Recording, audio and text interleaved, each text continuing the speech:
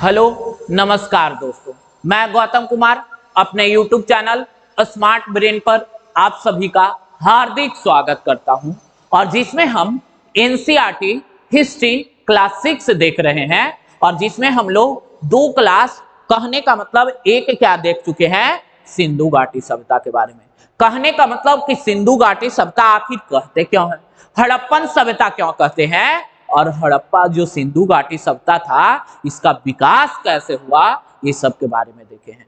तो इसमें क्या देखेंगे कि ह्यूमन क्या फूड गैदर से फूड प्रोड्यूसर कैसे बना, मतलब खाद्य संग्राहक से लेके खाद्य उत्पादक कैसे बना, इसके बारे में देखेंगे। क्या देख रहे हैं, क्या कह रहा है, सबसे पहले जिस जानवर को पालतू बनाया गया वो क्या था, कुत्ता।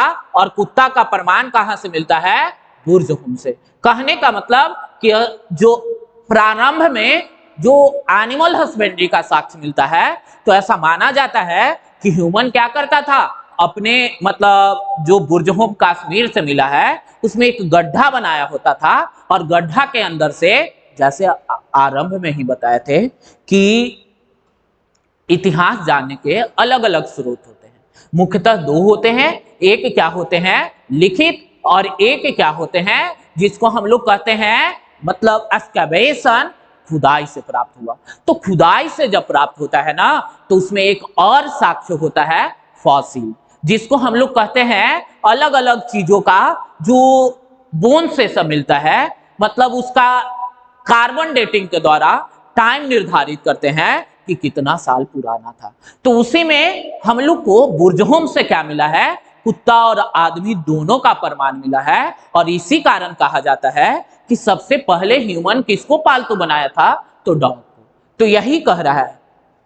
आगे क्या, गेहूं, जौ, भेड़, बकरी, मवेशी, मेहरगढ़ से प्रमाण मिला है। क्या क्या, गेहूं, जौ, ये सब। उसके बाद चावल, जानवरों की हड्डी मतलब इसके टुकड़े, कोल्डिहवा से मिला है। चावल कहां, कोल्डिहवा।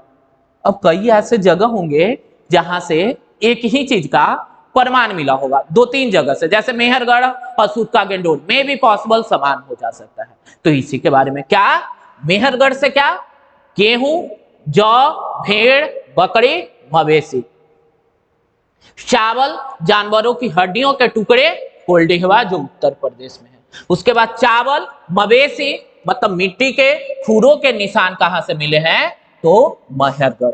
गेहूं और दलहन का प्रमाण तो गुफकराल कश्मीर से, गेहूं और दलहन कुत्ते, मवेशी, भैंस एवं बकरी तो ये बुर्जहुम कश्मीर से मिला है प्रमाण। आगे क्या कह रहा है, कह रहा है ज्वार, बाजरा, मवेशी, भेड़, बकरी, हुल्लूर आंध्र प्रदेश और काला चना, ज्वार, बाजरा, मवेशी ये प्यों पीला कहां से, आंध्र प्रदेश से। पुरातत्वविद मतलब जो हिस्टोरियन होते हैं, मतलब जो एक्सकैवेशन करते हैं, खुदाई करते हैं, को कुछ पुरा स्थलों पर झोपड़ी और घरों के निशान मिले हैं और बुर्जहुम पुरा स्थल से प्राप्त ऐसे साक्ष्यों के संदर्भ में बुर्जहुम वर्तमान में कश्मीर में अवस्थित है।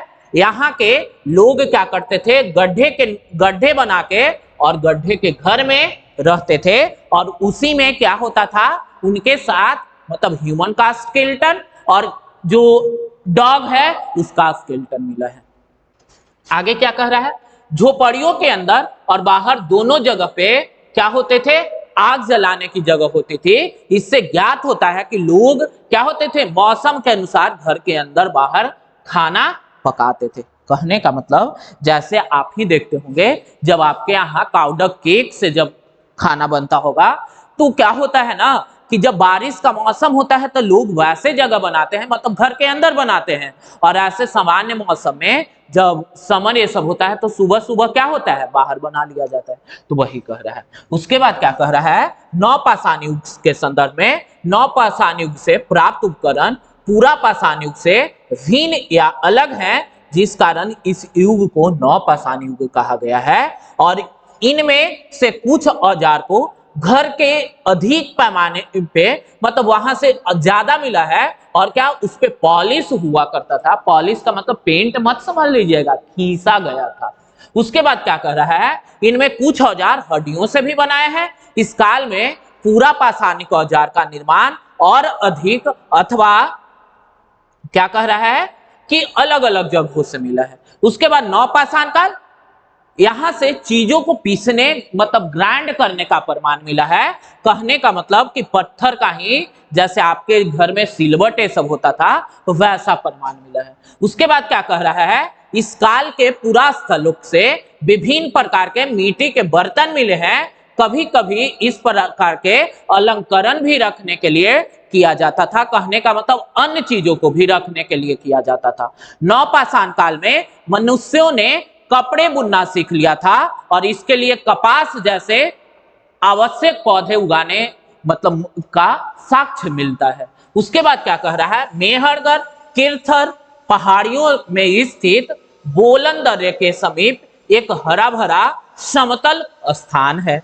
अब ये वर्तमान में पाकिस्तान के बलूचिस्तान प्रांत में है। ईरान जाने के लिए बोलन दर्रे मतलब महत्वपूर्ण मार्ग थे, यहीं से होके क्या जाया जाता था। लोगों की जो आस्था होती थी कि मृत्यु के बाद वो क्या करते थे, मतलब लोग ऐसा बिलीव करते थे कि लाइफ आफ्टर डेथ होता है। मतलब मरने के बाद, जैसे आप देखते होंगे आज, भले सोचे ना होंगे, अगर सोचे होंगे तो बहुत अच्छा, किसी का डेथ होता है जब उनका 12वां दिन श्राद्ध करवाया, मतलब उससे 10, 11, 12 के बीच में आप लोग क्या देखते होंगे कि लोगों के लिए क्या जो जरूरत के सामान होते हैं जैसे कपड़ा या कह ले बेड या कह ले मतलब खाने पीने के सामान, बर्तन, ये सब क्या पंडित जी को दान दिया जाता है। और ऐसा हम लोगों के परंपरा हिंदू रिलीजन में मान लिया जाता है कि क्या किया जाता है, मतलब लोग ऐसा विश्वास करते हैं कि यहां से जाने के बाद भी कोई लाइफ है और इसी के लिए अगली लाइफ में सुख सुविधा के लिए वो सामान दिया जाता है। और ऐसा माना जाता है कि पंडित जी मतलब कहने का मतलब ब्राह्मण क्या करेंगे, अपने तपोबल से उसको उस आदमी के नेक्स्ट लाइफ तक पहुंचा देंगे, ऐसा माना जाता है। वैसे ही ये लोग क्या करते थे, जब किसी को दफनाते थे अंदर जमीन के अंदर तो क्या करते थे, उनके साथ बर्तन आभूषण जो उस टाइम में उपलब्ध होता था उसको डाल देते थे। इससे क्या पता चलता है कि they were belief in a life after death, मतलब वो क्या विश्वास करते थे कि इस जीवन के बाद भी कोई जीवन है। आगे क्या कह रहा है, नोट, मेहरगढ़ में एक कब्र में मृतक के साथ बकरी को भी दफनाने का प्रमाण मिला है। अब क्या कह रहा है, दाओजली होर्डिंग, दाओजली होर्डिंग चीन और म्यांमार की ओर से जाने वाले रास्ते में ब्रह्मपुत्र घाटी में एक पहाड़ी पे स्थित है होर्डिंग, जो आजकल बड़ा बड़ा लगाया जाता है। यहां से कस्टम के औजार और बर्तन भी प्राप्त हुए हैं। और ये क्या कस्टम क्या होते थे, अति प्राचीन लकड़ी को कहा जाता था जो सख्त होकर पत्थर बन गई है। जैसे आज भी जो सागवान ये सब टीक ये सब होता है उसको कहा जाता है कि एकदम 100 साल खड़ा तो 100 साल पड़ा फिर भी थोड़ा सा सड़ा। कहने का मतलब उसकी मजबूती का ऐसा प्रमाण दिया जाता है। मतलब हमारे इंडिया में यही तो खूबसूरती है। कई ऐसे चीज हैं जिसको हम लोग क्या मान लेते हैं कि ये क्या था, बड़ा खराब लग रहा है, लेकिन वो क्या है, हमारी संस्कृति। जैसे अंग्रेज आए थे तो क्या कहते थे कि हम इंडियन को सभ्य बनाने आए हैं और इंडियन तो बर्बर है, ये सांप की पूजा करते हैं, पीपल की पूजा करते हैं और सूर्य की पूजा करते हैं। वो कहाँ जानते थे कि पीपल ऑक्सीजन देता है इसलिए पूजा करते थे। हमारे यहाँ इंडिया में तो यही किया जाता है कि जो चीज मतलब फॉलो करने वाला होता है उसको धर्म से जोड़ दिया जाता है, क्योंकि लोग जानते हैं कि धर्म ऐसा अफीम है कि एक अफीम खा के तो एक आदमी नशा में हो सकता है, लेकिन धर्म रूपी अफीम से सारे लोग नशा में हो सकते हैं। और इसी के लिए ऐसा किया गया था। आगे क्या कह रहा है,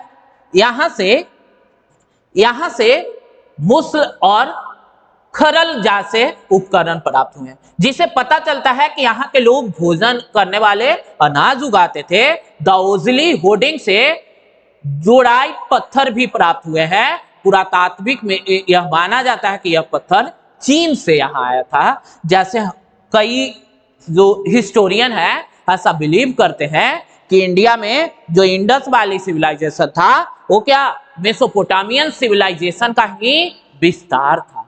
कहने का मतलब कि मेसोपोटामियन जो सिविलाइजेशन था उसी के कारण। लेकिन बाद में प्रमाण मिला कि यहाँ का तो उससे भी ज्यादा क्या थे, हम लोग सिविलाइज थे। हम लोग क्या थे, जो चीज वो यूज किया करते थे उनसे बिल्कुल भिन्न हम लोग यूज किया करते थे। आगे क्या कह रहा है, चताल ह्यूक पुरातत्व के संदर्भ में नौपाषाणी युग काल में सबसे प्रसिद्ध पुरास्थलों में से एक चताल हुक तुर्क में है। यहाँ क्या है, दूर दराज से कई स्थानों से विभिन्न चीजों के उपयोग के लिए लाए जाते थे, जैसे सीरिया से लाया गया चकमक पत्थर, लाल सागर की पौड़ियां तथा भूमध्य सागर की सीपियां। आगे कह रहा है, मेहरगढ़ संभवतः वह स्थल था जहां के स्त्री पुरुष ने इस इलाकों में सबसे पहले जौ गेहूं उगाए थे और भेड़ बकरी पालन करना सीखे थे। मेहरगढ़ से ही चौकोर एवं आयताकार घरों के अवशेष मिले हैं और प्रत्येक में 4 या इससे ज्यादा कमरे होते थे और जिनमें क्या होता था, कुछ भंडारण के लिए प्रयोग किया जाता था।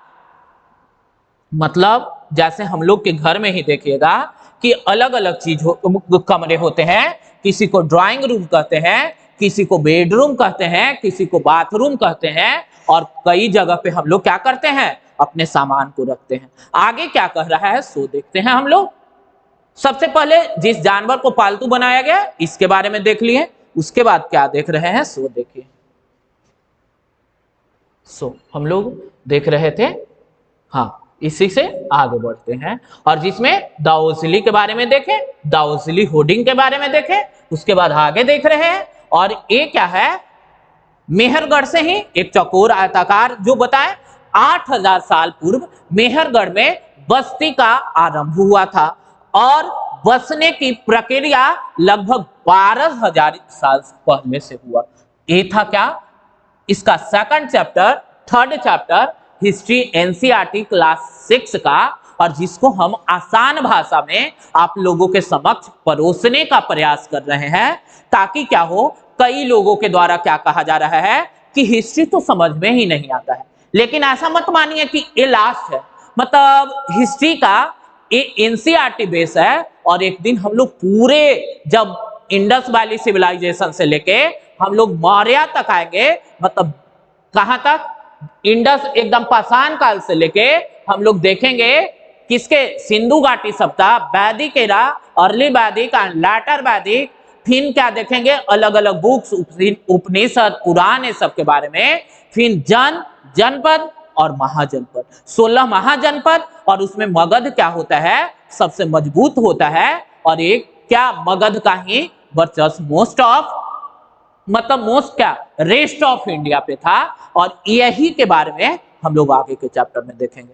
तो इसके द्वारा क्या कर रहे हैं, आपको एनसीईआरटी सरल से बताने का प्रयास कर रहे हैं और क्या देखेंगे, इसका एडवांस लेवल देखेंगे, जहां क्या हो, मतलब ये बताने का केवल ऐसा नहीं ना है हर एग्जाम में पूछा जाता, ऐसा नहीं है कि मतलब एक आध एग्जाम में लिखा ऊपर है कि यूपीएससी, तो ऐसा नहीं कि यूपीएससी में ही केवल पूछा जाता है, अलग अलग एग्जाम में पूछा जाता है। तो सारे एग्जाम के बारे में हम लोग देखेंगे और इसके द्वारा क्या मतलब, और इसका एडवांस लेवल, और जैसा हम आपको वादा किए थे कि हम क्या करेंगे, 69 के लिए मेंस के लिए आप लोगों का हेल्प करेंगे, 69 मेंस के लिए, और मेंस में जो सब्जेक्ट पूछे जाते हैं इस सब के लिए। तो हम लोग क्या देखें, अलग अलग सेगमेंट, और ये चैप्टर क्या होता है, यहीं पे लास्ट होता है। Thanks for watching, thank you.